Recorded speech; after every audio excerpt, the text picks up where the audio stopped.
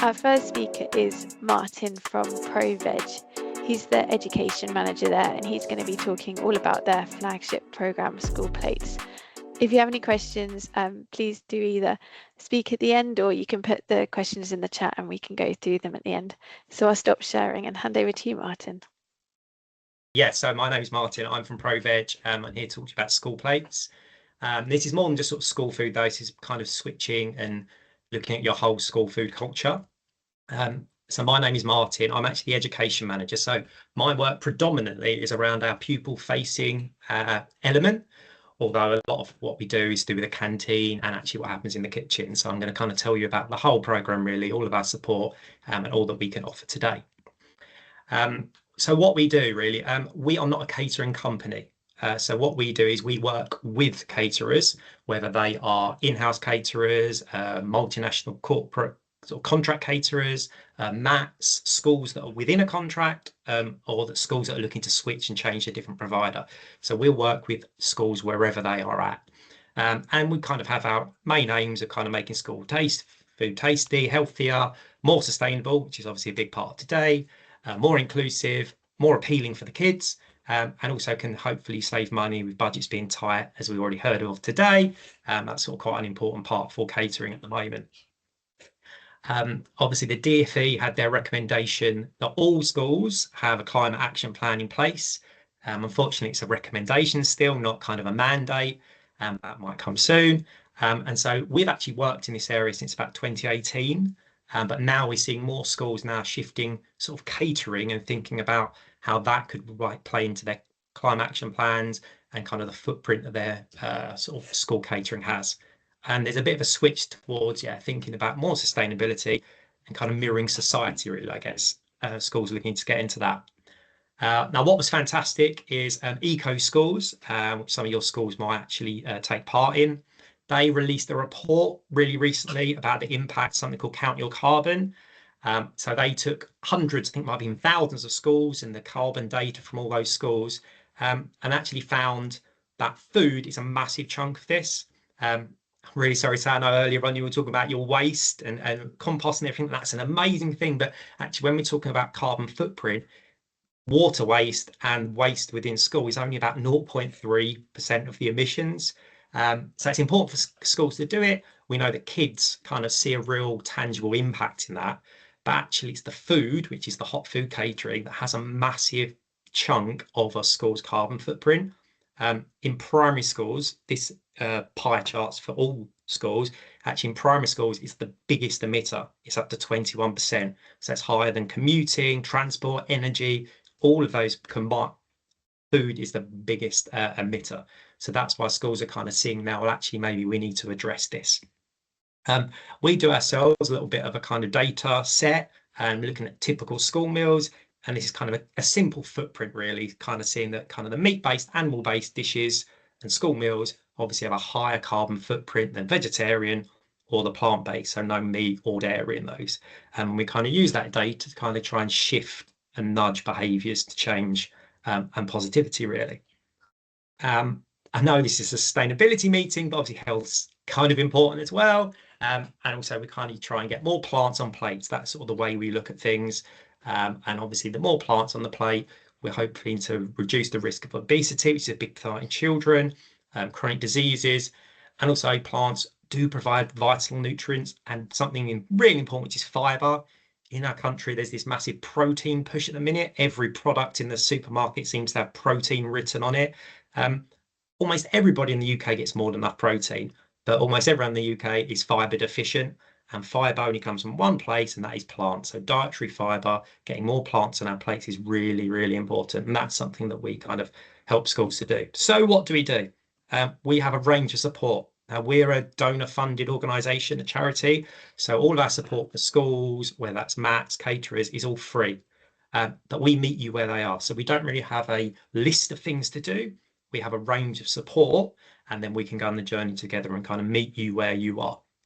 So I'm going to kind of talk through just a few of the things we do that might actually be something you go, well, in school, I could maybe do that. The first thing is something that involves no cooking and costs you absolutely nothing. That's something we kind of call menu kind of reconfiguration and language. we want to kind of remove the negative connotations and bias in menus. Now, meat-free Monday is a massive thing. It's really great that schools do it. But often when you hear the word meat-free, meatless, it's like, well, what's missing? What's been taken out? And that can have kind of a negative impact. So we kind of want to be a bit more positive around what's been added in and sort of change just almost the language that are on menus and the language that the children are seeing when they're picking their food. I probably guarantee that 99% of schools as well, whenever they have an option, the meat option is always that first on the option, and then sort of the veggie or the plant-based are below them. And just there's lots of research around sort of choice and the way the brain works and behavior, that often kids just pick the top one without even thinking about it. So sometimes it can be easy just changing the order on your menu can start them picking the sustainable option a bit more. Language, obviously, there's lots of different ways you can do it. If it's meat-free Monday that you cook, that's great, but a lot of schools have kind of moved to sort of plant-powered Monday or planet-friendly Tuesday. They've changed some of the way that their language is on the menu so that they don't have the Sri Lankan creamy curry, chicken curry up against veggie curry, which just doesn't have the same appeal and it's not going to win over the children and their choices. So we sort of talk about language. So all these things are things that actually doesn't change any of your cooking. It can just change maybe little things on your menu can have a big impact. Current school food standards demand, I think is the word at the moment, that meat is on the menu at least 3 times a week. What we really would love to see is schools be given a bit more freedom to achieve school meal nutrition goals, but how they best see fit. And the standards around protein and fiber, that's great, but then using the foods to meet that rather than saying you have to have meat on the menu to reach those standards. Meat-free Monday often is the margarita pizza day as well in schools. Sorry.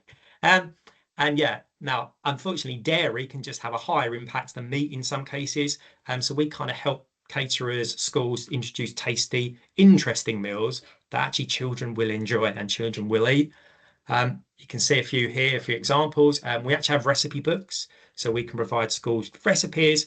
All the school food is school food compliant, so it meets all the nutritional goals for school food. And we kind of look at what we call familiar dishes, but with added benefits. So you can see lasagna there. We have our pizzas that are moving kind of beyond just the margarita. We blend extra vegetables into the sauce, maybe add a bit of plant protein, add that. And we also have curries and international flavors. That one's actually a tofu curry there, but we meet schools and pupils where they are. Sometimes they're not ready for these new tastes. They're not sort of schools and the diverse mix of the intake aren't ready for that.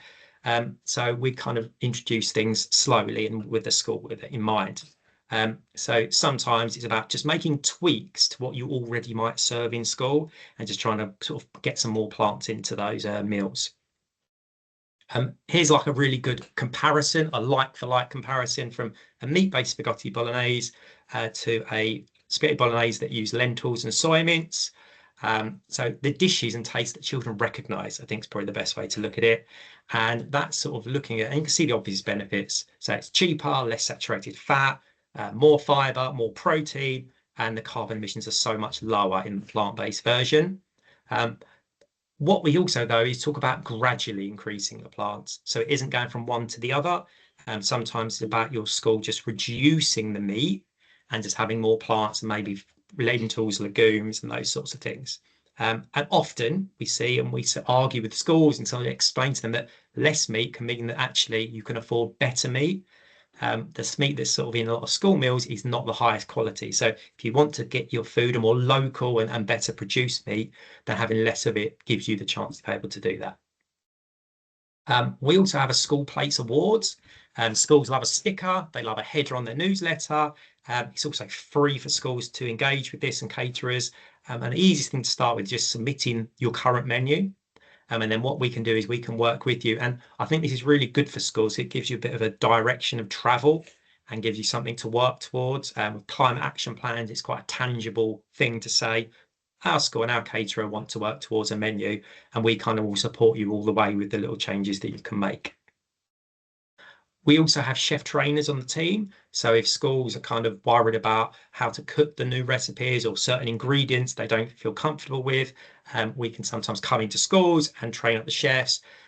Often they're not always keen at the start and they think they're going to like it. They then get to cook the food, try the food and eat the food. And by the end, they're normally like, this is really yummy. I want to get more of this on my menu. And we win them over, which is always great to do. So one of the best things to do is actually going into the kitchens and cooking the food with the teams. Now, that's a lot of kind of what happens in the canteen. One thing we also do is we need to realise that the children are our customers. They are definitely becoming more climate aware. They're more climate conscious. The vast majority are also animal lovers, as they would say. So we want to kind of support them with hope and realise that they can make a difference with what they put on their plates. So we also have an education programme. So it teaches kids all about kind of the impact of food on their health and the planet. So we've created lessons. They all link to the national curriculum. So they've all got curriculum links, whether that's science, maths, geography, PSHE. And also we've created them so every lesson and every activity is kind of ready to go for the teacher. Not every teacher's a sustainability expert, not every teacher's a nutrition expert. So we kind of give them all the resources they need to teach that lesson in their class with their children. And again, everything this is all free. So teachers can go to the website, have a little look, download the resources and use them for free. A couple of sort of pictures there. So everything comes with guides, lesson plans, activities for the kids to do. And yeah, as I said, it's all free and it all kind of ticks off some sort of sustainability teaching within the classroom that we know the kids really need. Something that's really exciting at the moment is trying to engage more with our secondary pupils though. And with that, we've kind of getting more plant-based and sort of cooking with plants and going in and doing cookery workshops to give them a bit more control over being able to live a healthy, sustainable lifestyle. And then hopefully they'll go away and share this with their friends, their family and their communities to create a better future. Now, whenever I go into schools, I often visit schools, which is another good part of what I do. Kind of look about the impacts they can have and talking about changes. So just want to sort of finish with a bit of data around kind of the small changes that can have a big impact. Now, I normally customize it for the school, but an average primary school actually has 276 pupils and we're there for 39. So if every pupil in that school switch one of their school meals a week from being an animal-based to like plant-based meal, this is kind of the savings that they could create as a school. And this is just one school. So it could help save over 13,000 kilograms of CO2. So these greenhouse gases being released. Plant-based foods are already kind of the environment. They release less gas. And then it always sort of explain that's equivalent to about 2.5 times around the world in a car. A petrol car, mind you, not electric car. They always try and be smart and answer back and say that, which kind of is quite shocking, really. Plants also revolve less land. So we need lots of land for livestock, cattle, things like that. So actually, by just switching that one meal, that school can prevent some more deforestation and land clearing of about 3 full-size football pitches. And lastly, water. So we look at water and the saving they can have with water. So about 1 million litres of fresh water their school would be able to save or prevent from being used on fields and cattle and things like that for land, equivalent to 13,500 showers. The UK average is 5 minutes, apparently. So a few little key takeaways, sort of excuse the food pun. The easiest way for schools to engage with us is just to send a menu into us. We can then work from there. So it involves very little effort from the school, and the caterer is a case of you send us your menu, we'll have a look at it, and then we'll come back to you about where we think we could sort of make nudges. It's important to involve the whole school community. So if you're a sustainability lead, it doesn't just fall to you. If you're the catering manager, it doesn't just fall to you. We want everybody in here to create kind of a real school food culture that's positive and going forward. And also pupils are incredibly aware now. They are more conscious of the sustainability and the climate, and they want to know more about their food, where it comes from, what's in it, and the impact that food has on their health or the planet, and also animals to some degree. Now, climate action plans, as I start with, recommendation for all schools. These are easy wins. It's very difficult to get rid of your boiler or reclad your roof or do things like that, whereas actually just little shifts to the menu are quite easy wins. Adding a bit of climate education into your weekly timetable is a relatively easy win, or at least with your green group or an eco group. So we sort of see this as a good opportunity for some tangible results you can get on your climate action plan. And sort of the last thing is be the school food superhero. So be that person that sort of begins the journey and kind of drags everyone along with them, because actually there's so many benefits that can come out of food, and it's such a great vehicle. One thing I just want to, before I go, is it's International School Meals Day soon. So if you're looking to do something special, just start this. That could be a good day to maybe launch something or do something special in school.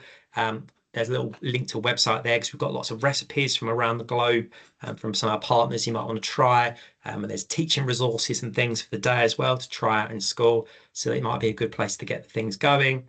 And yeah, just to finish with kind of like just our information and where everything is. Like I said, all our recipes, guides, teaching resources, they're all completely free from our website. So thank you. If you've got any questions, yeah, shove them in the chat. Thanks. Thanks, Martin. That was great. There's such a wide range of things you guys do. So it looks really useful.